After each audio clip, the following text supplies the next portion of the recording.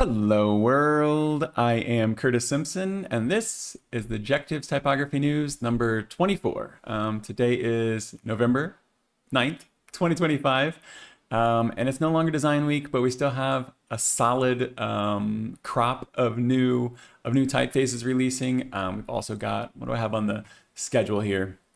We have a couple of events coming up that I think are going to be pretty interesting. And very unique, not stuff that we see all the time.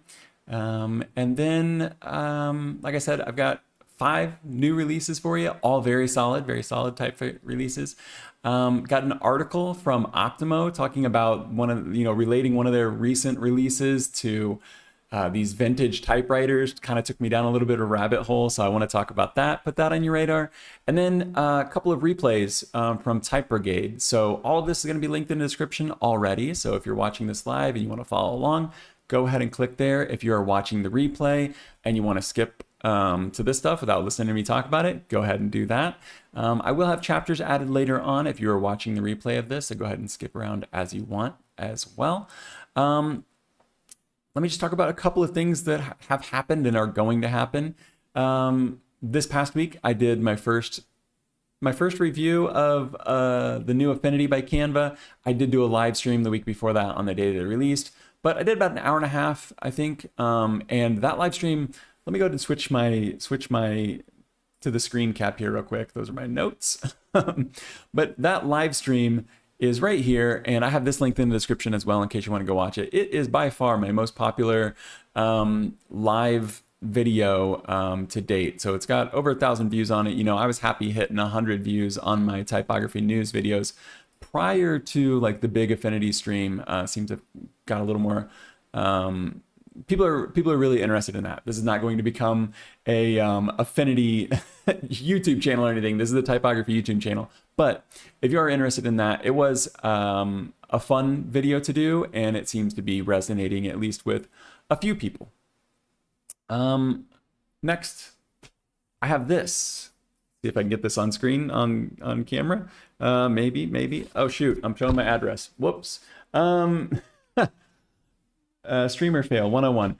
I have mail from Immigrate. So this is Immigrate, Type Foundry. Probably had their highest points in the 90s and early 2000s, but still a major player in the industry. And they send free print catalogs of their typefaces to anywhere in the world. So I tested that out and they sent it to me, and I've been waiting to open it. I've had it for, gosh, I guess I've probably had it for almost 2 weeks now, but been busy with the Affinity stuff and the typography news. So I'm going to open that this week. It'll be pre-recorded, so you don't have to catch the live on that one. That's just going to show up in your subscription feed if you're subscribed to the channel.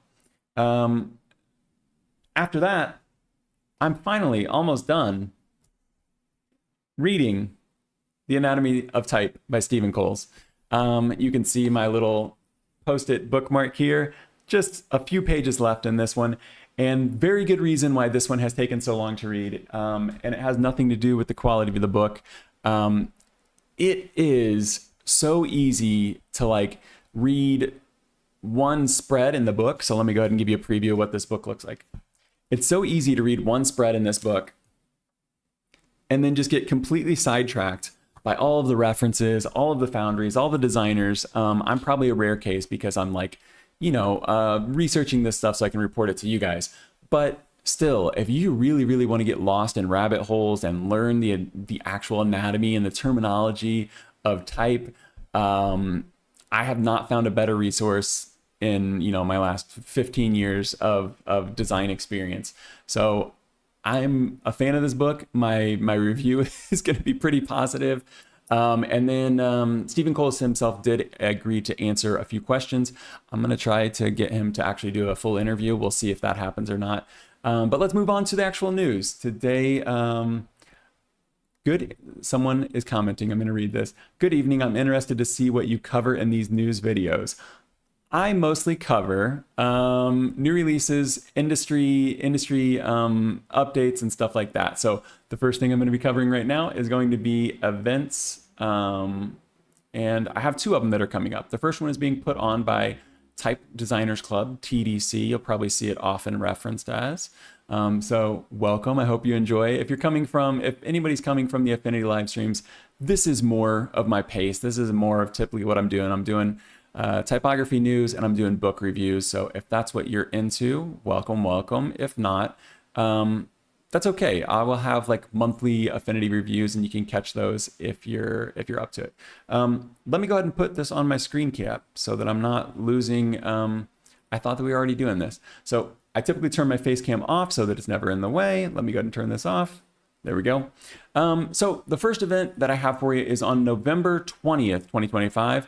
You'll have to check the time for your region. For me, it's going to be like in the afternoon, 3:30 in the afternoon. This is an interesting one. It's being put on by the Type Designers Club. It is, I looked up how to say this, Graphis Nusantara. And they are, the best way to get a vibe check on them, I would say, is just go to their website. This is linked in the description as well. But they're an Indonesian curated design business.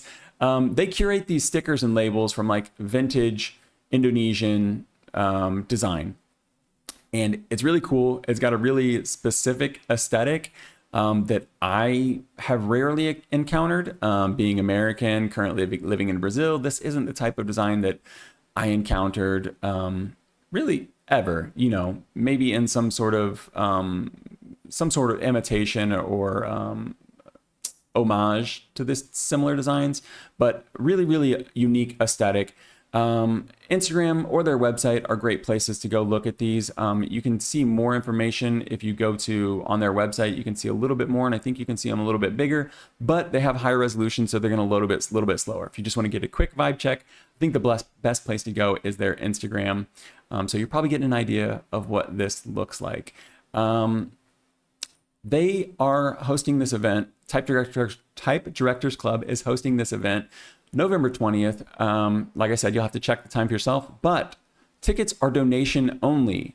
They're just donations. So it's pay what you want. You can't pay nothing. So if you try to say zero and check out, they don't let you do that. But you can pay $1 for this or whatever, wherever you're at. You can probably pay like your currency, and you can just do $1, and then they're going to charge you the little 3-cent fee or whatever, the 3% fee. So it's going to be $1.03. But if you can afford to pay more, go ahead. But if you can't and you can only afford $1, I think this will be a pretty interesting one because this is so super niche, these designs, and I'm really interested to see what they're going to talk about and how they're going to present this, and just I have to imagine it's going to have a little bit of a lean into the typography since it's being put on by the Type Directors Club, but I could be wrong. But yeah, I'm interested just to learn more about this Indonesian, what are they calling it? Indonesian graphic pop culture. I'm interested to learn more about this. I know they have put out 2 different books on their website. Probably not going to try to find those right now because this website's, a little unique. And a little bit slow, but you can see they do have some books and some other stuff on their website. Maybe if you find this talk interesting, that'll be something that you'll go check out as well. The next one is from someone that we've talked about a few times on this channel, and that is Words of Type. Words of Type, probably most well known for the encyclopedia. Let's go ahead and take a peek at that real quick. This is the Words of Type Encyclopedia. I have covered this before, but it's a great place to learn some terminology. But what it's really designed for, so you can go through any of these, search for them. Let's say someone was brand new, they didn't know what kerning was. You could just type in kerning, and there it is. Gives you a definition, gives you a little bit of a demonstration as to what's going on. What this is really useful, though, for is other languages. So say you're working with someone in France, you need French terminology. This is the full, let's switch this to French. Did that fly? Go to French? That doesn't look French to me. Wait, is it? Yeah, it is French. I lied. So if you're working with someone in France and you needed to use the correct terminology, or if you're reading like, you know a little bit of French, but you don't know all of the terms, and you're trying to read like some French typography books because France has a huge, very prominent history and place in the type design, typography world. Maybe you're reading some French books. these will give you definitions of the French versions of what you might know in your native tongue. So really cool. That's not what we're talking about today, though. What we're talking about is this. This is Words of Type's YouTube channel. They have had 5 of these live streams so far in the last year. Number 6 is coming up on December 6th. You could probably find how to find it on this website right here. The best way to get updates is to sign up for their newsletter. But they don't have the event listed right here yet. So no, they don't have the event listed here, but I do know because I got the newsletter that it's going to be live streamed on December 6th. It'll be on YouTube. Catch the live stream or catch the replay. I'm not sure on the time. It says it says 4 p.m. CET. Is that Central European time? I'm not sure what that is. But December 6th, if you subscribe to their YouTube channel, then you will probably catch that. There are going to be some good speakers at this. I'll just give a quick shout out. They're going to be talking about font engineering. I guess I should have led with that. Let's just go ahead and sit on this page for a second. They're going to be talking about font engineering, which is something that I think most of us have probably like peripherally like heard of in the typography world, but we probably don't have like a huge understanding of. We probably don't have a huge, I don't know, me personally, even dealing with typography and graphic design for a long time now, font engineering isn't something that I really started exploring or learning anything about until I started this channel and started Jectives and started really diving into typography and considering type design as a potential creative outlet. But I think that this conversation could be something that would be useful to let people kind of get a peek behind the curtain, even if you never plan on doing any font engineering yourself. I'm going to give a quick shout out to some of the people that are going to be there. I actually don't know how to pronounce most of these names, so I'm going to pronounce some foundries and stuff like that. Blast Foundry, the Adobe Type team, Plum Type, Aero Type, and Rosalie Wagner. I know that she's worked with Type Together, I believe. She's worked with a few different people. So really big names, or at least very knowledgeable names in the industry that are going to be there.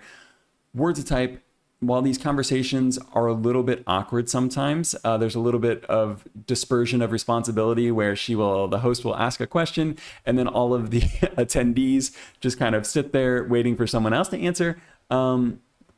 There is some good information to be gained if you can handle a little bit of awkwardness in the presentation.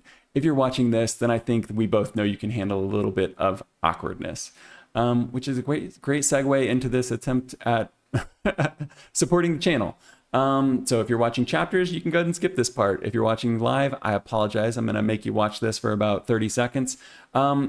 Audible currently has a deal where you can get 3 months for 99 cents per month. This is not a sponsored ad. This is just something that I have an affiliate code for. It's linked in the description. Later, it will be a pinned comment. But currently, I'm listening to Just My Type. It's one of the rare typography books that you can actually listen to, and it's questionable in terms of its quality, but it's still fun to be able to listen to audiobooks because, you know, if you're walking somewhere for 30 minutes, like I do, I walk to the gym and it takes me like 20 minutes, I listen to audiobooks then. If you're doing dishes, things like that, sometimes you just can't pay attention to a screen. Anyway, you can basically get 3 months for 99 cents each month. You can cancel after 1 month and it would just be 99 cents, but it would really help the channel if you did it for even 1 month. I did have one person, thank you, kind person. I'm not sure who you are yet, but I'll never know unless you tell me. But I did have one person subscribe, and I am very grateful for that because I can't tell you how much I earned on it, but it is significant enough for me to come on here and give a pitch for Audible because it really can help the channel. So even if it's just for 1 month, I'm going to turn off my face and we're going to start talking about new typefaces. 5 new releases, like I said. This first one is Chaconne. Chaconne is a serif typeface, as you can see. This was released by Machalski and released through Capitalics. So this is the Capitalics website right here. I'll go ahead and show you this and we'll come back to it at the end when we look at like purchasing and license and stuff like that. But the website leaves quite a bit to be desired in terms of specimens, in terms of, you know, anything interesting. There's no information on here. They're not going to tell you You know, they're not going to tell you the glyph count. They're not going to tell you the features. They're not going to tell you much at all. But we do have these beautiful specimens from Machalski on Instagram. So let's go ahead and look at these. And I'm going to just go ahead and read the description as I click through a few of these, and we'll get an idea what's going on. And then I do have the trial fonts downloaded here in Affinity that we're going to look at. So give me a second to get a drink of water, and we will start looking at all these amazing new releases. Okay, so like I said, this is an old style typeface, serif typeface, but let me go ahead and read the official description because I think that's the most objective way to go about this. Chaconne is a serif typeface with an organic character. Like the Baroque dance Chaconne, actually YouTube this to see what it looked like. You could do the same if you're interested. Like the Baroque dance Chaconne, where reoccurring theme becomes the framework for endless variations, Chaconne is built on repeating rhythm and a richness of subtle variations. Its foundation grows out of a reinterpretation of classic typefaces, Excelsior, and the warm Renaissance-inspired Gaudi Old Style. We're going to look at both of these in comparison in Affinity in just a second. It was created without grids or modules. Now, this is the designer talking. For me, it was a great challenge to trust the eye and work in the spirit of the old masters. This gives the entire family its softness and organic flow. Chaconne combines the rhythm of form with the delicacy of detail while allowing room for moments of expression. So we're getting a little bit flowery in the language, but let's go ahead and look at this in Affinity once I finish flipping through these. I really love the color palette that they chose for these specimens here, but you're probably getting an idea of what this is. It might not be something that you have internalized before, but you've definitely felt a typeface like this. Yeah, it feels very familiar, but it also feels kind of fresh at the same time. I know that that's not really achievable, but so this is it right here. It comes in 10 total styles, 5 Roman, 5 italic.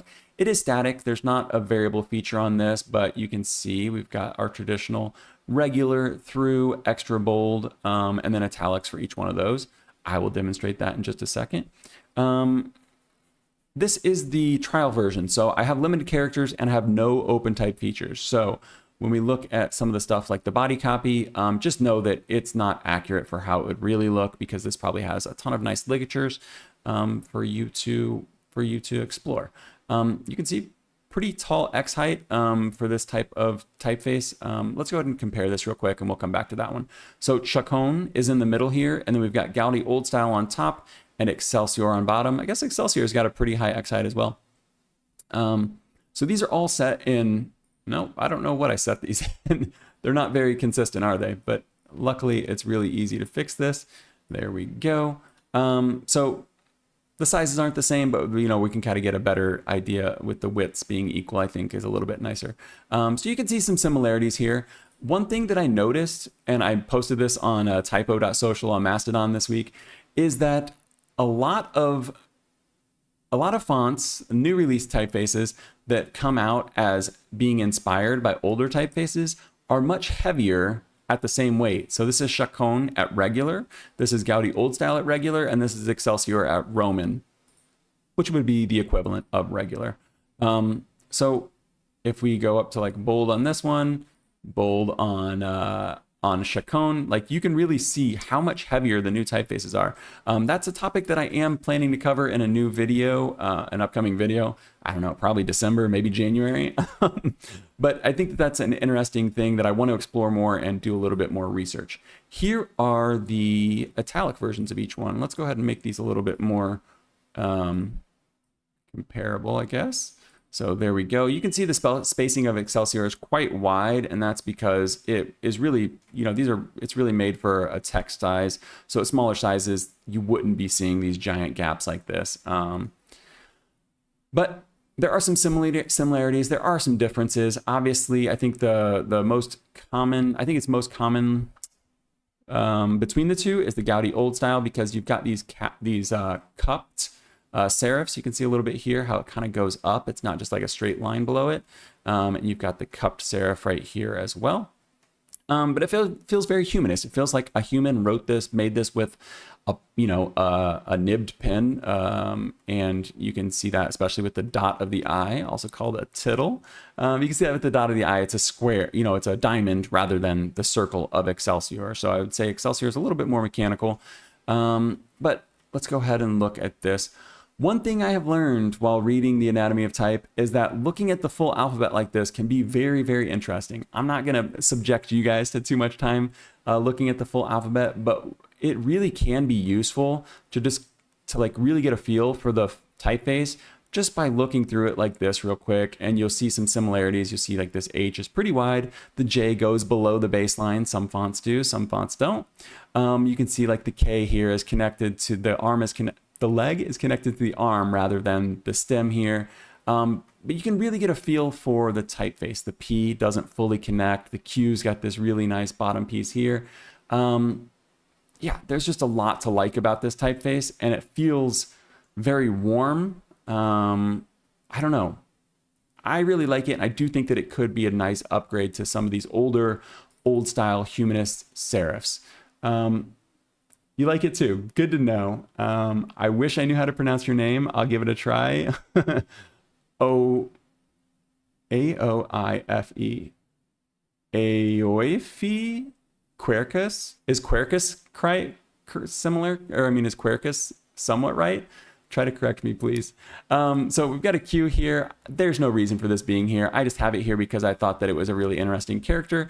But I wanted to give you a look at what like a block of text would look like with Chaconne. And I think it looks really nice. I think it reads very comfortably. You can see a couple of Efer. Okay, I'm a fan. I like it. Daryl, welcome back. Efer, I can remember that. Efer, welcome. Daryl, welcome back. Yeah, I think I do like it better than Gaudi old style as well. It's got a little bit, it just feels a little bit more modern. It feels a little, and you're probably going to get a few more styles out of it. It's not a direct revival of something. It feels nice. And this body copy right here looks really nice as well. It's always nice to see. It's got a nice texture to it. There's no big empty spaces. There's no, dark spots that draw your eye to it. And I got a couple of italics in there. It feels like it works really well. And this doesn't have any of the OpenType features, mind you. So this is how well it looks, even without OpenType features. I imagine once you get all of those beautiful ligatures built into it, it's going to look even better. So, like I said, this one's from Machalski. Let's go back to Capitalics real quick. Because, let me see. This is currently 50% off on their website. So I just want to show you the comparison between my fonts and Capitalics because I think that it's important. If we try to buy this on Capitalics, it's got a decent license to it. I'm going to try not to get into license too much on this one. But $99, you can see right here, it's $100 or $100 $200 normally, $195. It's about 50% off for all 10 weights to get everything on desktop. So it's $99. If you were to try and purchase this on my fonts right now, though, you're looking at $269. There's no discount or anything here. So if you're going to buy this, you can get this for $100 and save yourself $270 and also not give Monotype any money if you don't want to give them money. So win-win-win. Yeah, I really like this one. The license is acceptable. I think they do a good job with their license on here. I'll click on it really, really fast. The one thing I wanted to point out is that, oh wait, no, maybe we shouldn't get into it. I'm gonna fight my urge a little bit to go through the license, but you can see $100 here, so a much better deal than on my fonts. I'll just say the license is acceptable. They have a nice clear bullet point and stuff like that, but I've got a lot of other great typefaces that I want to get through. So let me start opening up some of these. Let me check the chat real quick. It's super classy, says Evie. Evie, welcome back. Thank you. I agree. That was a very classy typeface. The punctuation is set quite high, if you see what I mean. Let me open this up in Affinity. Yeah, this right here is not actually... Is this the real one? I don't know. If I would be... I think that they're replacing this. There are limited character sets. Let me say this. There are limited character sets in the trial version. So I think that this period is a real period, but I don't think that this colon is real because you can see the square there. So I think I'm probably giving you a little bit of a bad representation of it because the trials do have limited characters, and I don't think that that's one that's actually included. These look like, you know, default system fonts. So hopefully that's hopefully that solves that for you. But the next one I have is Optik. Once again, I think the best place to look at this is, or the specimen is on Instagram. I'm just going to reload it so we can get a little higher resolution. This is from Playtype. Optik, if you're a big Optik fan or a big Playtype fan, I can't say that I know all their typefaces. This might feel familiar, and that's because reading the official description, this says Optik is a conceptual reference to our typeface Sichtbar. Hopefully I'm saying that right. While conceived as a minor update, the project evolved into an extensive makeover, resulting in a typeface that diverged significantly from its original starting point. I might push back on that a little bit, but we'll get to it. Optik features sharp, abrupt detailing, giving it a bit of a techie and functional feel. Its moderately wide proportions contribute to a stable and solid appearance. Diagonal cut terminals and the double story A and G provide subtle quirk and friendliness, preventing the typeface from appealing overly rigid and uniform. Okay, that's their official description. I'm kind of flipping through these. You probably get an idea of what's going on here. It's a grotesque that, you know, has a few little quirks to it. Nothing that's going to blow your mind. Nothing we haven't, you know, like seen sort of before, but it's got a few of its own unique flair, characteristics to it. Here's what I want to point out to start with, though. Let me go ahead and put these in the right order. On your left is Sichtbar. On your right is Optik. At first glance, I don't think many people are going to think these are two different typefaces. Let me get a drink of water real quick, and you'll start to notice the differences. So I think just up front, I don't think that this is necessarily like a pair to go out and buy. You certainly could, and I'll show you how you could do that. But I think that these are more of like a one or the other typeface, in my opinion, because the changes they made are so iterative. I'm not sure that I've ever seen like an iterative change this similar before. Optik a bit wider. Yeah, good eye. Ihorgosha. Hopefully I'm saying that kind of right. Good eye. Yeah, Optik is a little bit wider. Let's go ahead and pull this up in Affinity real quick. You can see Optik right here. We can see regular, or we can Sichtbar right here. But when you can see, like was mentioned in chat right here, Optik is a little bit wider. So that's one of the things that I think could potentially make this like a little bit more of a, you could potentially pair these together, but I think the changes are so minor that I just don't know that if you owned one or the other that you would want both. But maybe you just want to splurge and go ahead and get both. Some of the biggest differences here, so Sichtbar is on the bottom. They've got this really interesting, unique J that's basically an L, but rounded on the corner there. So with Optik, you're getting a much more traditional J. So I think this is going to work much better in text. You know, I don't think either one's going to necessarily be confused in context, but having the more traditional one, at least having that option, I think is nice. What I think they could have done with some of these traditional and other, you know, more unique versions is just added the alts, and maybe they do have alts, but once again, this is a limited, the trial version has limited characters, no open type features, stuff like that. So we're looking at barely, you know, like the bare bones of what this typeface is, and not 100% representative of what you'd be getting.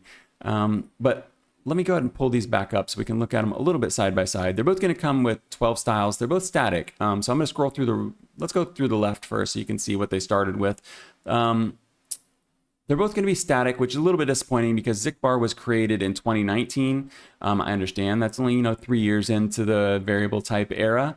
But Optik over here on the right, I feel like one major upgrade they could have made was to be able to turn this into a variable font. Didn't happen, but that's okay. Yeah, but this is it. I don't think that there's a ton to look at with this one. I think that there are some minimal differences, and you know, it's a new release from Playtype. I think that I mainly wanted to showcase this one because I found it interesting that they were releasing a new typeface that was so similar to the old one. And there are a few little bitty unique differences. Daryl is saying 1 2-story A in the first side comparison, but 2-story in the next comparison. Oh, 1 and 2-story. Yeah, it does feel like Zikbar is a little bit better showcased on here. Let me see. Let me check my notes real quick. I don't think this is the one. Let me check. No, this is the one that's limited. I do have one that has really interesting typography features, open type features coming up, but this is not it. So this one is a question mark in my brain. I'm not sure what the move is here. I think this could have been an expansion, but it is, you know, if you like the old one, but you want one that's a little bit wider, a little more traditional, you can go with that. But it is 300 euros to get this on desktop. Maybe that's worth it to you. Maybe it's not. But yeah, so I'm not gonna linger on this one for too long because we've got some other really great ones that I want to look at. This one here is, I think, a little bit of another example of the same thing where a Foundry is updating and kind of adding to the family, but doing a little bit more of an interesting job with it. I do have some really great specimens with this one that I want to open up. So let me go ahead and do that real quick. So this is from Naipe Foundry. This is in Brazil. And we've looked at them before. Shoot.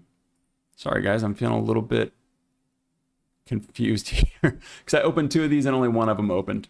So this originally, the typeface was based on this stadium image down here. Hopefully you can get a decent look at it. It is obviously a Art Deco, you know, geometric sans serif typeface. This is the typefaces on the front of the stadium, but throughout the stadium, there's a more traditional typeface, apparently. I've never been there, despite being in Brazil right now. And it is, I'm going to try to say this right. I asked my Brazilian wife, and she said that she would pronounce it give me a second. Pacaembu, Estadio. Pacaembu was the original typeface, and it feels pretty familiar. You know, it's I think you could put this side by side with Gotham or something like that. You know, it's got differences to it, but you could probably use one if you wanted like an alternate for Gotham. This would probably be a decent replacement, something like that. Especially if you're in Brazil and you're just like, hey, I want something Brazilian. You can see right there, they're basing these off the. Can you scroll back and forth on this? Yeah, there we go. You can see they're basing the original numbers here off these like parking block numbers, which is pretty cool. But people have been asking, and they wanted the version that's from the front of the stadium. And Naipe Foundry released it on Future Fonts. So if you don't know, Future Fonts is like a beta kind of version of the typeface. So they're releasing it while it's in progress. They're usually still very usable. But they're going to have limited weights, and it's still going to be, they're still going to be working out all the kerning and all of the finer details of it. So on Future Fonts, let's just go ahead and get this out of the way. Great license. You can get this for desktop, web, and apps for $60. If you don't know how this works, you buy it now. While right now it only has 3 weights to it, I think. Let me see. I have it right here. Right now, it only has the white weights on it. So it has extra light, regular, and semi-bold, but it's got 11 total that are going to be released. So it's going to have 11 total by the time it releases. As this font gets, as this typeface gets updated, the price will go up. So if you're if you're like really into this one, or you already owned the original and you've just been waiting for this one to release, now's probably the time to go ahead and pick this up. I'll go ahead and read their official description, then we'll flip through the specimen because I think the PDF is really nice, and I don't have a trial for this one. So that's one downside, no trial on this one. I think the other one might have a trial, but I could be wrong on that as well. There might be no trial at all for Naipe Foundry. Let me go ahead and read this. It's going to say similar to what I said, but I think it's always useful to get the official description. Pacaembu Estadio is an Art Deco display typeface inspired by the main lettering of Pacaembu Stadium in Sao Paulo and the broader work of modernist architects in the city. This all-cap font will have 11 weights Oh, it is all caps. I didn't even notice that. This all cap font will have 11 weights and is the display companion to our debut typeface, Pacaembu. Pacaembu Estadio features elegant geometric letter forms that mix very narrow and very wide proportions to create a vintage quality that makes it great for catching your eye. Okay, the reason I want to show this PDF is because it's going to show you the option, I think, to change some of these letters. Gosh, I'm getting these typefaces mixed up in my head because the next one we have is a geometric sans serif as well. I put these in an order that makes sense so that they kind of flow together, but now I'm kind of getting them mixed up in my head. But you can see what this is. It's very, very, very Art Deco. You've got a very high contrast between like these capital N's and the O's. You know, the O's are almost perfect circles. As we all know, they're not really perfect circles. But you can create some really unique texture, some really unique, blocks of text and stuff like this. Sometimes if you go back and look at some Art Deco periods, you'll see like full blocks of text that are written like this at monuments and some government buildings and things like that. So this is, you know, a piece of history, and particularly a piece of Brazilian architectural history with this stadium. But I think it's not going to be for everybody, not going to be for every project, but it is a great companion to a workhorse typeface. So if you were sitting on that Pacaembu typeface, but you wanted something that was a little bit Art Deco, a little bit more fun, this is the move. Yeah, this is the one that I want to point out. So you can see here, the A's, they've got two different A's for you. So you could get a more traditional, you know, a little bit of a wider A rather than that super narrow. Can't do that with all the letters, but there are a few of them you can do it with. The W's, the B's, the A's. So it looks like basically just the triangles. But it's pretty nice. And I think that in terms of like companion pieces, this makes a lot more sense to me. Pacaembu and Pacaembu Estadio make a lot more sense to me than the last one with Optik and Zikbar. No shade, but that's just my opinion. Like I said, we already went through the license and stuff. It's going to be really good. And it's on Future Fonts right now. And everything is linked in the description. So this is down there as well. The next one is coming from a big French type foundry, and it is Mostar Type Foundry. And I've got a few different links to open up here, so bear with me while I flashbang you with all of these different all these different links. And if you're familiar, Pacaembu has different. Gosh, I really need to pay attention to my chat a little more. I apologize, Daryl. Let's see what it says. Oh, sorry. Let's see. LOL, first time on live stream here, and it feels like I'm on some art auction. I apologize. I apologize. I try to talk fast because I typically run out of time and I get too excited about these, and I've run out of time so many times that I don't want to again. Let me throw my face cam on real quick while I answer a few questions or a few things in chat. ABC, this is a very long name. I'm just going to call you ABC. It'd be cool if there was a variable access to adjust the width of each individual character. Yeah, for sure. It would take a lot more work, but that would be really cool. And really, yeah, that'd be a really interesting way to do this type of Art Deco variable, because you could create your own texture. You'd probably break your O's and your Q's and stuff like that, because I don't think any Art Deco typeface has an O or a Q that's really, that's really like kind of more squared or oval. But yeah, with a lot of these other ones, it could be cool to do a variable on it. Yeah, because if you're doing the weight, you'd have to do it for all of them, right? Like the width. If you're doing the width, you'd have to do it for all of them. So, but yeah, it could be cool. I'm a fan of variable fonts. Let's see. First time on stream, and it sounds like an auction. I apologize. Daryl says, Pacaembu has differing heights on the H and A crossbar, but the building source, they look the same. Always the eye for detail over here. Let's look. The H, oh, you're right. Yeah, on Machado down there. Paulo Machado, the H is very low, and then the H in the typeface is a little bit higher. I saw one right here. Did I see one? Let's just go ahead and look right here. Yeah, so it's still kind of low, but it's not quite as low. Yeah, you're right. So they didn't go full Art Deco on that one. Didn't fully pull from the inspiration, but that's okay. I think it reads a little bit better in terms of in terms of legibility and stuff. You know, with Art Deco, you're not incredibly concerned with legibility, but yeah, they strayed a little bit from the source material. Yeah. Nice vibes. Okay, I appreciate it. I appreciate the auction. The auctioneering is nice vibes. I'm gonna get a drink of water and we're gonna continue on. The next one is from Mostardesign and it's also a geometric sans serif. I'll let this set for a second while I get a drink.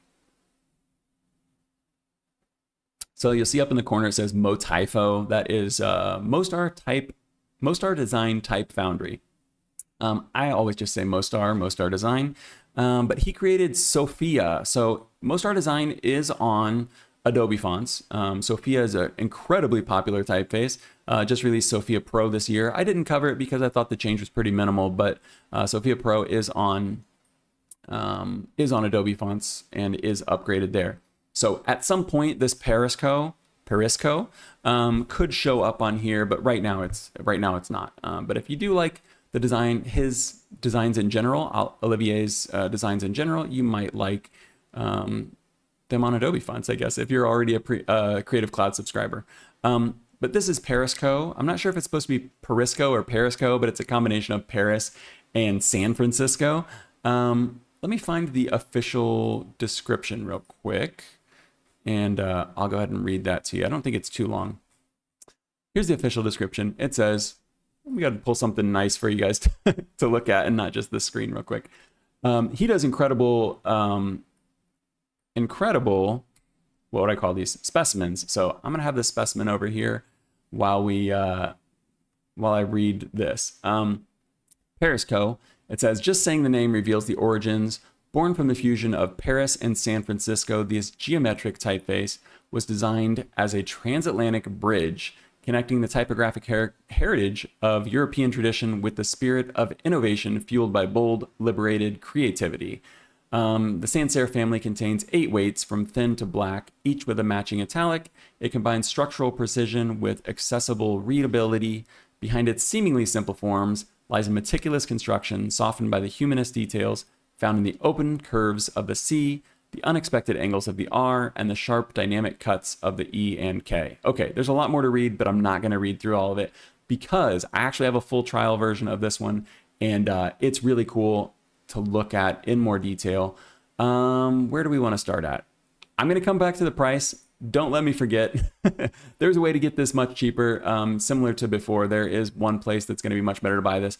If you go click buy on the Mostardesign website, there's a list of places to buy here. You don't buy directly from Mostardesign, but the best one is going to be, so that I don't forget, is going to be Font Spring because they currently have a 30% sale.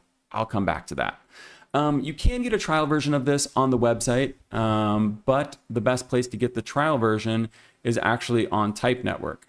So now we're going through a bunch of things here. Type Network, though, has the variable version of this typeface. And they have a pretty cool website in general. Let me make this big. I'm not sure why I'm small. Where you can do the variables all right here. And I think it works pretty well.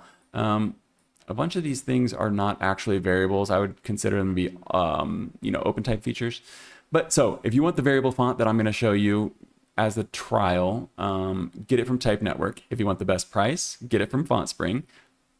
Back to our original programming.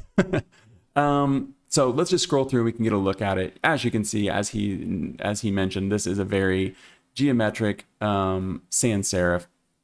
It's got some legibility features on here, and it's got some accessibility features as well, but those can be turned on with the open type features. So this isn't just like always, Atkins hyper legible. This isn't always like Futura illegible.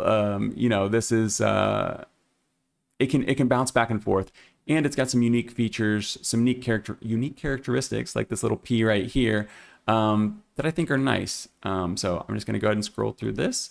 Let me show you this. Man, I wanted to show off the PDF because he does such a great job with it. But we looked at it a little bit. The only thing I'll say about this PDF is that Mostar Type Design Foundry, he does make print versions of everything. So this is just like $9 if you wanted to, or €9 if you wanted to get like a print version of this specimen. I know not everybody cares about these things, but if you're like really nerdy and you really like this typeface or you want to give it to somebody for a present, I don't earn any money if you buy this, but I do think that there are only a few foundries that still offer print specimens, and Mostardesign is one of them. So this is, let me go back to the layout view, get down. Oh, here's the stadium right here. I had this in here because I was surprised. You could do this in the older versions of Affinity as well, but in the new version of Affinity, I've been messing around with the stock images a little bit more, and I was surprised to find that the stadium was actually in the stock images. So that was, super useful. I didn't have to go out and find it. I knew that it would be,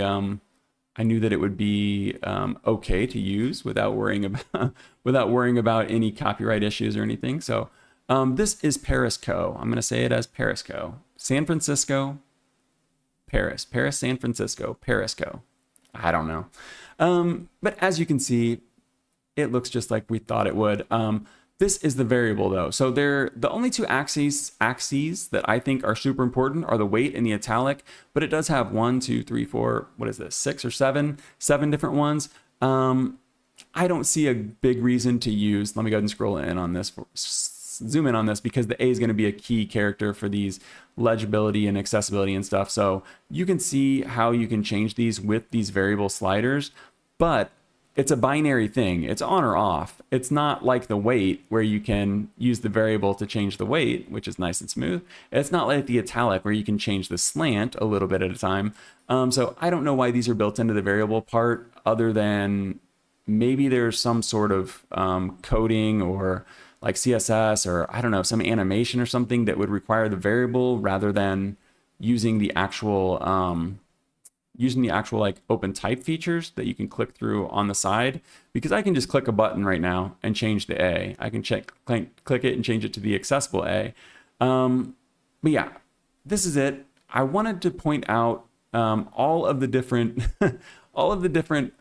alternates, all of the different features that this one has, because compared to what we just looked at with the geometric sans serif, this one, it really could be like a workhorse. The last one we looked at was very much a display typeface. Parisco from Mostardesign is much more of a workhorse. And I should point out, I should note too, this isn't a brand new release. This released in August, but there was no promotion around it. So this one got by me. He just now released a newsletter pointing out that this released.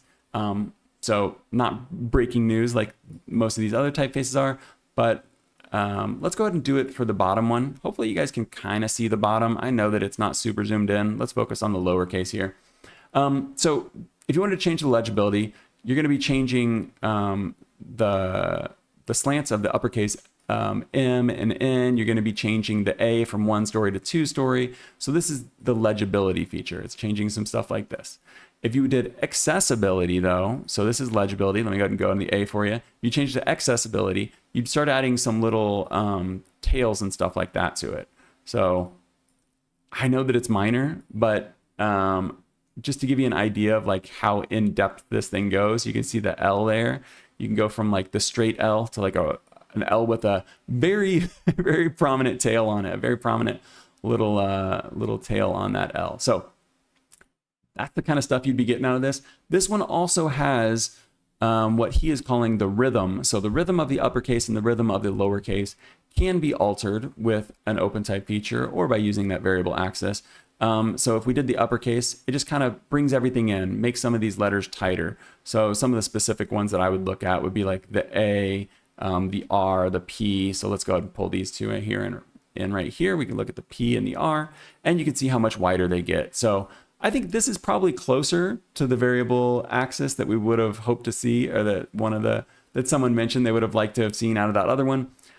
This one does have a variable feature, but it's really just binary, on or off. But still nice to see and nice to always have these types of options. The last thing, I don't actually have it on here. Let me go ahead and type one real quick for you, is an asterisk. Asterisks. They have an alternate for it. So there it is. I think there's also like a legibility or an accessibility one. Maybe I'm wrong. No, maybe not. I guess it's just that. So you can go from kind of like zero contrast to a little bit of contrast, a little more of a sunburst on there. all of these tiny, tiny details are, you know, things that no one in the real world would ever notice. But if you're watching this stream, they're probably something that you, you might care about. So here I've laid out Parisco, all 4 different ones with the legibility, accessibility, stylistic, and rhythmic.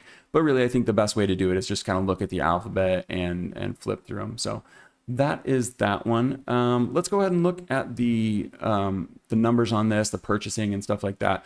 Like I said, the best place to purchase this right now is on FontSpring because the price everywhere is $250, but they're having a cyber sale from November 6th to December 4th, and it's going to be $175 instead of $250. So if you did want to pick this up, you didn't want to wait for it to maybe show up on Adobe Fonts, $175 for the family. And the license is going to depend on where you get it, but I would say that the FontSpring license looked decent. Desktop web application. I don't love that they break out digital ads, but that's fine. Less ads in the world are always okay with me. And then the ebook is broken out as a separate license as well. But yeah, so right now all of these are on discount, and a bunch of other Mostardesign typefaces are also. So Sophia Pro here is on sale, but there's a lot of decent Type Foundries on FontSpring that might have that on sale right now. The last thing that I want to note is, let me give you something okay to look at. The last thing I want to note, this, if even though it is variable, there are 16 styles, so there are 16 set weights or 8 set weights for Roman and italic. It is variable though, which is great to see. The glyph count on this is something that's huge for this one compared to some of the others we looked at. The glyph count is 1,178, has 30 open type features. So this really is like a premium typeface. This is going to be like an absolute workhorse for you. You can see it's even got some symbols and stuff. That's nice. But 30 open type features. It's going to be able to do like literally anything that you would want it to. It's got all these legibility features and stuff like that, which would be great for like if you were using this as your website. Let me put on my face cam. Oh, nope. I wanted to put on the screen cap and the camera. I think that all of these legibility features, accessibility features, stuff like that, these aren't things that you're going to need for any display or branding and anything like that. But if you're looking for a brand typeface and then you wanted to have the same typeface, the same font used in your UI, when it comes to entering passwords, entering usernames and stuff like that, you do need it to be more legible so people can tell the difference between an O and a 0, an L and a 1. So then you could set that in that part of your UI and then use, you know, the non-accessible, the default one that looks nicer. You could use that for like the rest of your branding and stuff. So I'm a fan of this one. This one did release, like I said, almost 3 months ago. I think this released in August, but he's just now releasing that printed specimen. And then he is just now promoting this for some reason. I went to his Instagram to see like, did I miss this? Nope, no promotion, nothing. So this one slipped under my radar. I thought maybe it would have slipped under some of yours as well. But let's get to the last typeface. This one's coming from SharpType. I'm gonna take my face off of the screen so I don't block anything. And this one is called Rotina. This is subjectively my favorite. I try to be as objective as possible in the news here, but this is my favorite one. There's no question. And let me show you, because this right here, I know this can look pretty plain. It's like, isn't that Helvetica? Isn't that Universe? It is so much more. All of this right here is Rotina. So I did ask Nuform. I messaged them, asked them how to pronounce it. I asked Eric here, Rotina by Eric Marinovich. Hopefully I'm saying that right. And you can see, I'll let this play for a second while I get a drink. You can see that this is so much more than just a Helvetica or Universe revival.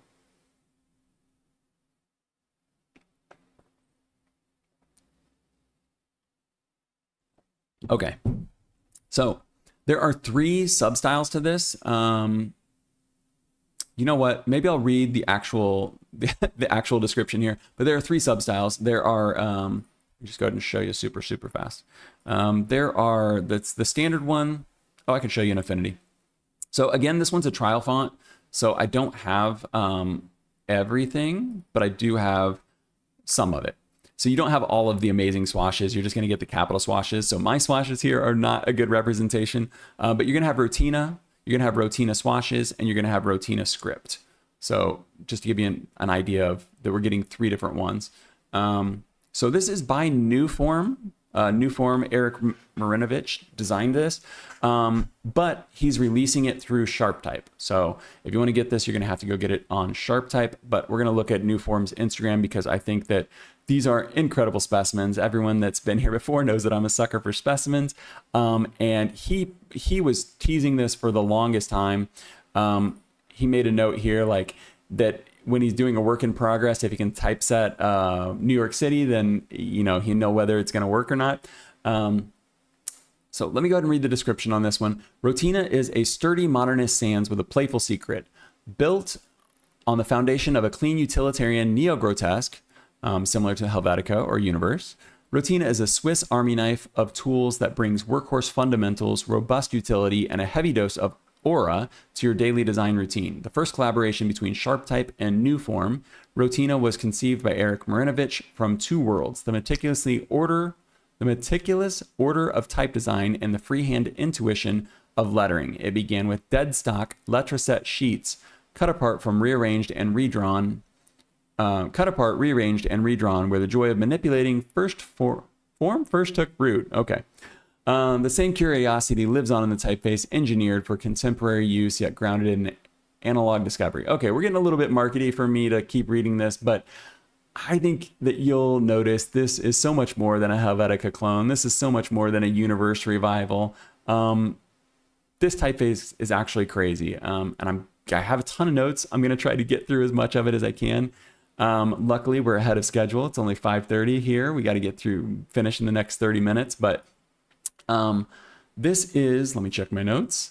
This is a variable font. There are 64 total styles, but it is variable, so you can get everything in between. There's going to be 3 separate styles, one for each of the ones that I noted. So Rotina, swashes, and scripts. I'm not sure on the glyph count, but it does seem to be pretty excessive. You can see the swashes here alone are getting pretty crazy. There are a ton of OpenType features that I can open up in this PDF real quick. This is just from the Sharp website. I'm going to scroll all the way down to the bottom because then we can get a look at some of these OpenType features. I'm literally not going to go through these, but I just want to showcase to you like how many there are so that you can get an idea of what's going on here. And you can see that while I don't know the exact number, there are a ton of languages and there are a ton of there are a ton of languages and there are a ton of OpenType features with this one. So let's get back to the fun pictures. Yeah, so not only are there 3 different types of it, but there are also different kerning tables for these, spacing tables for these. So there's a tight version and there's a standard version. So that's really nice because then you don't have to worry about tracking it and then going back and like having to kern it and make it perfect and stuff. The designer has done that for you, which I think is amazing. Gosh, I want to look at all of these, but we can't. I don't know if you guys think that this is as cool as I do, but I think that the what would you call these? The specimens look amazing. I think that Nuform has done a great job with this. Eric's done a great job with this, and I think the typefaces in general just look insane. These are definitely my favorite. This is definitely my favorite release for this week. But I thought that I had seen something similar to this before, and I was not wrong. Phil Martin in the 70s, 60s, 70s, I think the 70s, created Helvetica Flare. And it was not universally loved, but it was quite popular at the time. There was a lot of people adding these swashes and stuff to Helvetica, adding them to Universe, adding them to all kinds of typefaces. Let me see if I can find the actual... No, there was an interview on Typographica. I'll get to it, guys. So this is Universe Flare, but this is part of a bigger specimen book that Stephen Cole's posted on here. And you can see that they were adding flares. They were adding these flares to a lot of things in the 70s. Not just bell bottoms, but typefaces as well. So this wasn't something that was entirely new. Here's Universe Flare right here. That's what I was looking for. This wasn't something that was entirely new, but it is something that is unique, and it's something that hasn't been revived. So Universe Flare, Helvetica Flare, these existed in the 70s, back in the days of like photo typesetting. And in a 2004 interview with Phil Martin, this is on the Typographica website. I don't think I linked this in the description. I'll go back and add this afterwards if it's not there. Not super relevant, but it's pretty cool to read and see what they were talking about in 2004. So he interviewed Phil Martin a year before he died in 2004. This interview took place. Phil was born in 1923. Phil was doing crazy stuff like this, adding flares to Helvetica and Universe. And Mark Simonson, another famed graphic type designer, interviewed Phil. Let me go ahead and switch my... I feel like when I'm doing these big monologues, I need to have my face on the screen. Otherwise, it gets too boring. Interviewed Phil, and he said... he made a comment about Universe and Helvetica Flare being almost sacrilege. Adding these to the Swiss typefaces. And Phil got a little defensive about it. And so this started a conversation between me and Eric on Instagram. I asked Eric Mrnovich, am I saying that right? Eric from Nuform. Started a conversation between the two of us about this. I wanted to ask him if he had any reservations. Let me go ahead and read those exactly, the conversation exactly. And I'll just kind of read that while I flip through this. Now that you have an idea of like, what I'm talking about with this Helvetica and Universe flare. I don't know, do we have any new ones to look at? Probably. Let me take my face off of here. Maybe. There it is. I need to get one of those little pads where I can just push the push the buttons and get rid of my face. So I'm going to read you exactly how the conversation went. But I said, any thoughts on Helvetica Flare or Universe Flare by Phil Martin? I read the 2004 Typographica interview where Mark Simonson called putting swashes on Helvetica almost sacrilege. And Phil seemed pretty defensive about it. Was this a typeface? Oh, I wasn't super familiar with these. So I asked, was this a typeface that was criticized at the time? And did you have any hesitations about attempting something similar with Rotina swash? So let's go ahead and look at Rotina swash real quick, and we can see how they compare. There's Rotina swash right there. This is from Nuform. This is Eric's response. He said, I started adding swashes to an early digital sketch of Rotina before I knew about Universe Flare. While I knew adding swashes to sans serif typefaces wasn't a new concept, a point validated by Stephen Coles when he showed me Universe Flare, I was already committed to developing my version. I didn't spend too much time referencing Universe Flare as I drew Rotina swash. I also saw an opportunity to use OpenType features to build a robust swash system. A big shout out goes to Lena, hope I'm saying this right, from SharpType. Lena Lepomet of SharpType, who was instrumental in the success of the swash system and with whom I already worked closely. So he lastly said, I had no hesitation in making these swashes, even if I had known about Mark Simonson's reservations, for whom I have the utmost respect. I still would have proceeded. Everyone has an opinion, but you can't let that stop your spark becoming a fire, or you can't let that stop your spark from becoming a fire. Very nice ending, very insightful. But yeah, I thought that it was interesting that this was a font that was maybe a little bit divisive, a little bit criticized at the time with these Universe and Helvetica Flare. And then now we're seeing it come back around, I don't know, what, 50 years later? And I thought that it was interesting that now it's being praised. And one thing to note here is that Phil Martin had a pretty interesting take on doing these. He did not redesign these typefaces. So when you look at Helvetica Flare and you look at Universe Flare, it's literally Helvetica with flares added to it. That's not what happened here with Nuform's version of this. Nuform is creating Rotina and Rotina swashes and Rotina scripts. We didn't even get to look at the script. Hopefully you saw the specimens of it though, and got some feel for it. But it's not a one-to-one copy. So I've got Helvetica New, Universe, and Rotina on here, and you can see Rotina is in the middle, and you can see they are pretty similar at first glance, right? But there are definitely some unique things. For one, the first thing that stands out to me is the tittle. The dot on the I is not a square block. And you can also see there's a difference between Helvetica. Helvetica, the dot of the I is equal or very optically equal to the stem, whereas the dot on the Universe is quite large compared to the stem. Yeah, you can see, these are neo-grotesque sans serifs. You can only get so much difference out of them. But I do think that there is a significant enough difference to where this isn't like a Helvetica clone in the way that Helvetica Flare was back in the 70s. You can see, especially with the E, if you compare all three E's here, there's quite a different shape. With Universe, it's a little bit more boxy. With Helvetica New, it's a little more of an oval, and then with Rotina, you're almost getting to geometric, to where it's more of a circle. But that's just in comparison to the other two. So I think that Rotina might be my favorite release of the year. I know that's crazy because it just released this week, so maybe it's a little bit of hype from this week right now.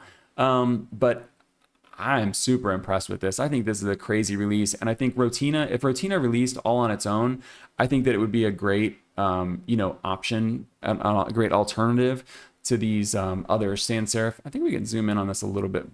Maybe not. I was thinking maybe we could get it a little bit better. I think it would be a great alternative to some of these other neo-grotesques that we're used to, like Helvetica or Universe, or any of the other ones that we've talked about on Typography News.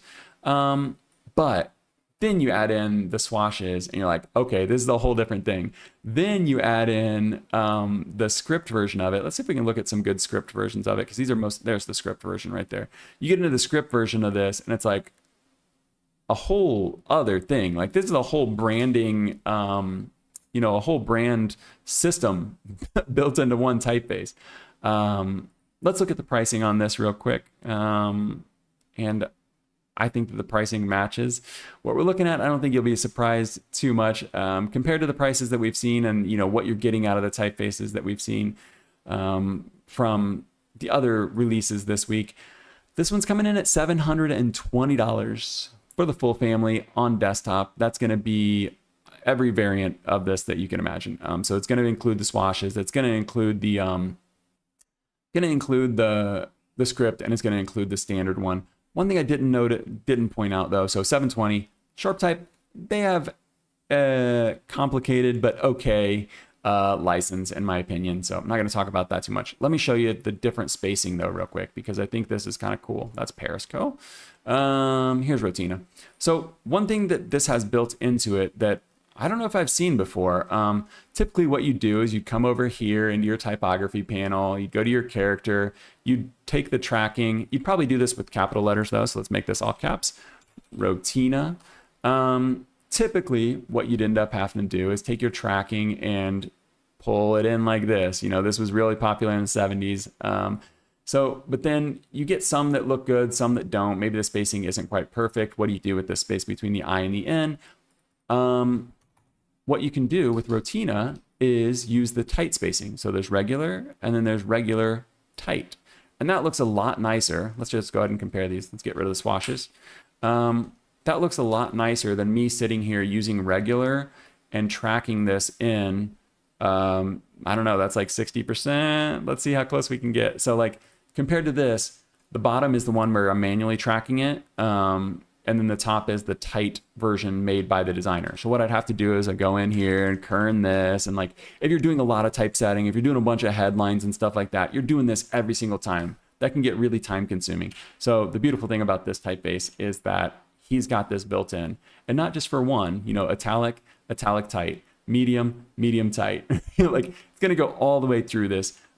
This one is a variable font, like I said. So you're going to have just an insane amount of options, going all the way from extra thin all the way down to extra bold. Let me get the extra bold here. And then, you have your scripts, you have your swashes.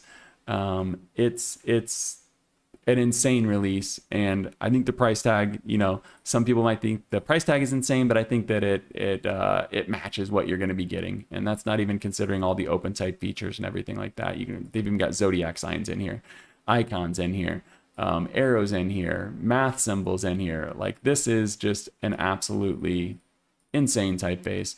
And I don't know Eric, I don't know Nuform personally, but just my interaction with him this week, was very, very positive. Eper says that built-in kerning variation is sweet. I agree. Daryl said, Universe Flare reminds me of Tolkien-esque designs I've seen. Rotina is clearly different. Yeah, I agree. They're definitely different, just in terms of the concept.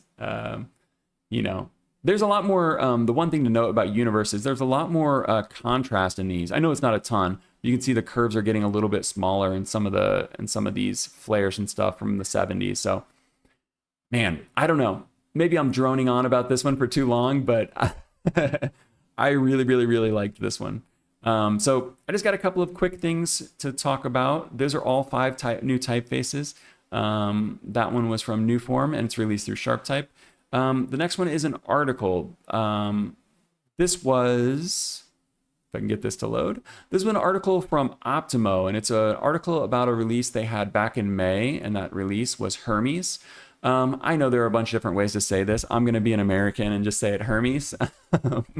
But Hermes is a typeface that was inspired by the Hermes 3000 typewriter. There wasn't a ton of backstory on it, known about it until now, in terms of why Optimo chose this and how the whole process came about. I don't know if I can scroll through this. The typeface itself isn't super important today. This is the typeface that was released back in like 2003, but it was a single weight, single style. Now they've got a very variable version of it. You can go check that out if you want. That's not what I'm here to talk about. I'm here to talk about this article about typewriters, particularly the Hermes 3000 typewriter. It was a Swiss typewriter, and there's this whole like rabbit hole to dive down. Side note here, this, I don't know if I can scroll in on this. No, I can't really zoom in on this anymore without breaking the site. This poster right here was designed by Josef Müller-Brockmann.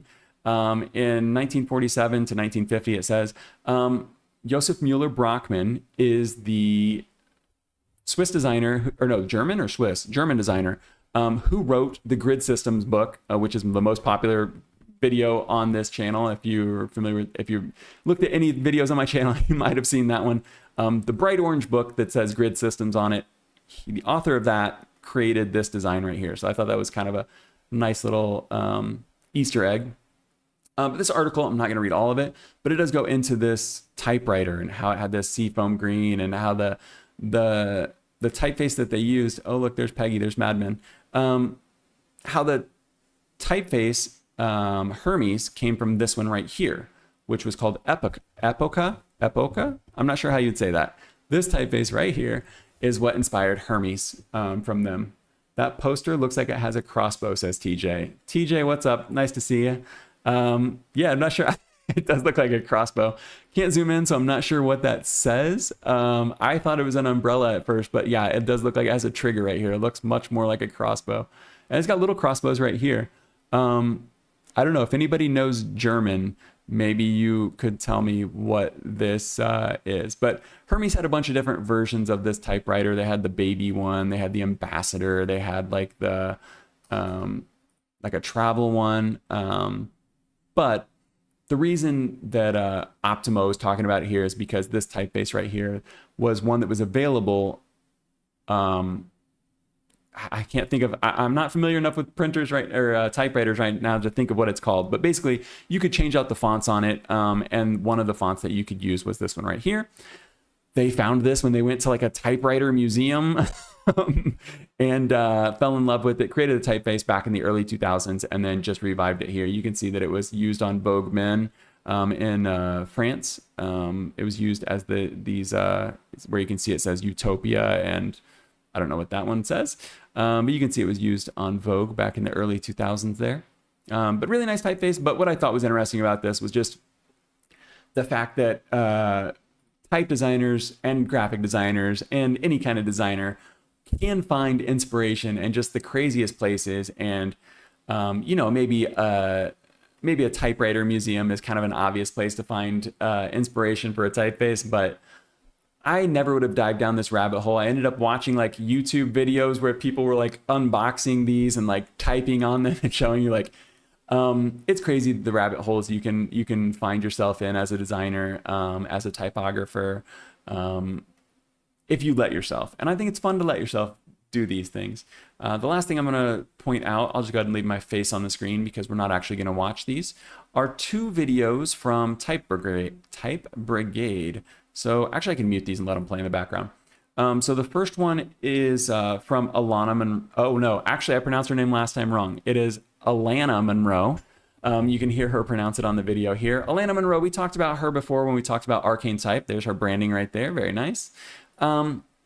This speech was on October 16th, but it was just released on YouTube. So this took place live in, I think, Vancouver for Type Brigade. I'm not Canadian, I'm not in Canada, so I couldn't see this. So I patiently waited for this to release, and that happened this week. Type Brigade is a Canadian type organization, a speaker series.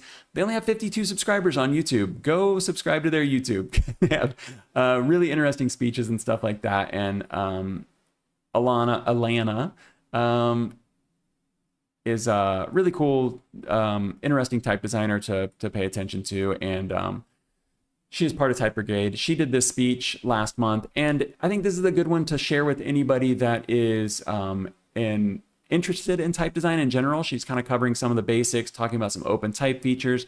I think it'd be really interesting to share with people who maybe don't know anything about typography and want to like understand a little bit more about why you care about typography. I think that this could be a cool video to share. The video itself is 27 minutes, but I think she only talks for about 15 or 20 minutes, and it's very user friendly in terms of beginners. And I know this because there are some very beginner questions at the end of this video. So I think this is one worth checking out. It is linked in the description. She talks about, you know, how she thinks fonts are awesome, how she thinks fonts are magic. And it's very nice. She also does live streams and stuff like that. If you want to check out her, I can tell you real quick which episode I talked about her before.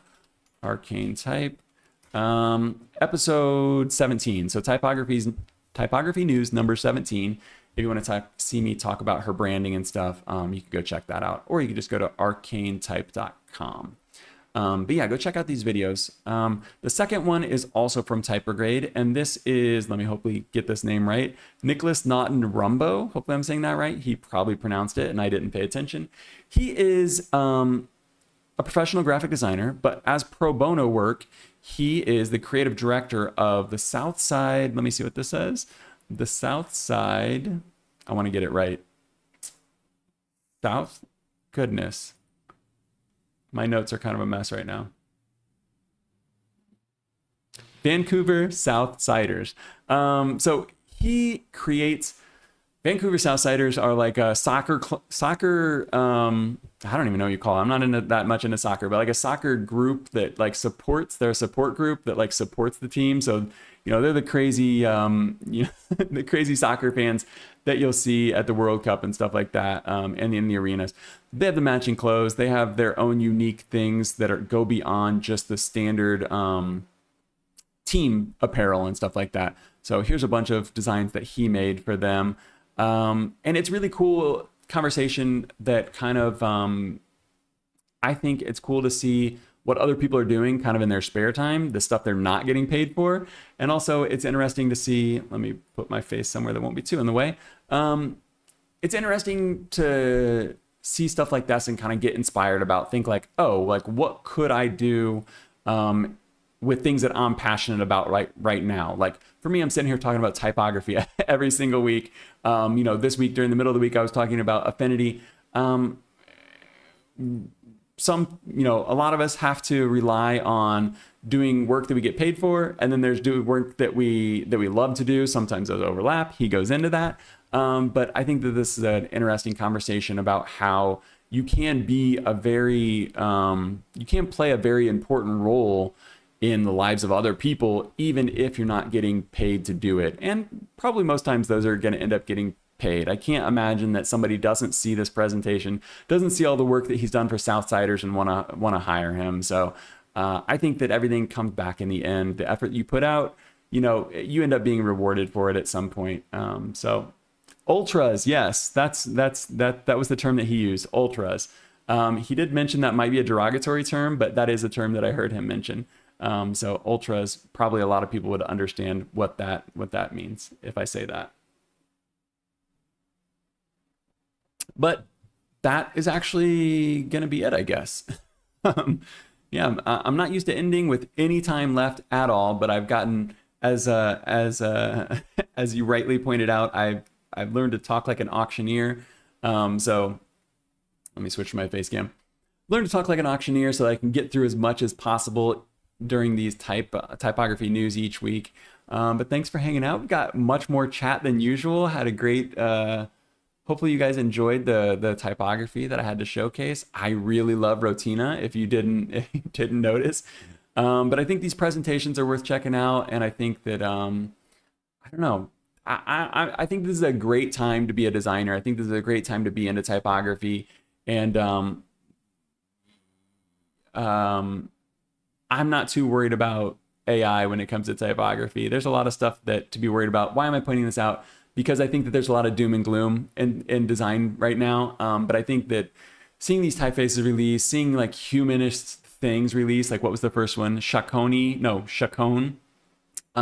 He created that like the old masters used to. No, he used no grid. He used no module. There's no AI that can create without a grid.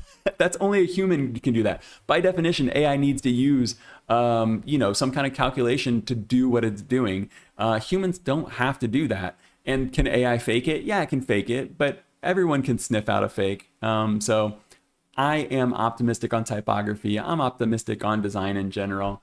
But thanks for hanging out. Daryl said, tried not to distract you as much as usual. I appreciate it. We managed to get through, but don't feel like you're going to distract me. I am often, as you guys notice, don't pay very good attention to my chat. I'm trying to get better. I'm trying to figure this out. But yeah, it's fun to hang out with you guys every week, and sometimes in the middle of the week. So hopefully to see everyone next week for Typography News number 25. Gonna open this mystery mail. I already told you what it is, but gonna open up this mail this week. This review is finally gonna come out. Yeah, we're getting things done here at the end of the year. But yeah, that's gonna be it from me. This was Typography News number 24.